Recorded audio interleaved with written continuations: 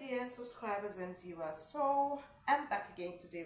Now remember I showed you this on how to be able to ascertain the quantity of material you need to make your bow tie. As I said, the bow tie that I had has to have a sequence in the middle, sort of like a sequence in the middle. I'll show you at the end how the female chorister's clothes is, so that you tell me whether we did a good job in the matching. So I already have my my interfacing that I've cut, and we have 10 pieces here. It's 5 inches by 2.5. Then we have our Velcro already cut. This, my son helped me do this. 5 inches, 0.6 by 2.5 inches. So that's that. Then now this is where we open the package.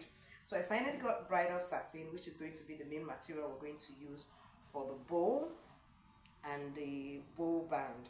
But as I went around, I told you we're sit at home, so markets are not open, so I couldn't find sequence. Sequence is what I had in mind to use in the middle to match with. You understand why when you reach the end of this video, to match with the female chorister's clothes. But I found something that would even be much easier to use, and it's this. It's called a bias, velvet bias. See, lovely, almost like a sequence, so I don't need to start folding or sewing. It's already like this, and we make use of it.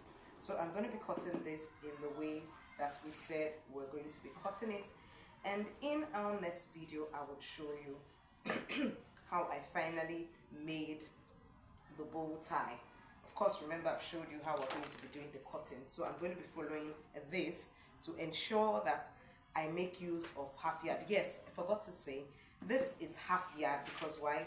The length is 60. It's 60, so perfect. I just need this, and it's going to help me do everything that I need. And I'm going to be following this pattern to cut out the measurement. So I don't want to elongate the video. You can already see this pattern, so that's just what I'm going to follow them out to cut both my band.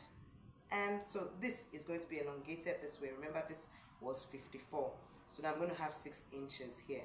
So that means I'm just going to do all straight down. As in this, I'm going to have it more down. Do you understand? This more down, and it will give me my complete band and bow to make that.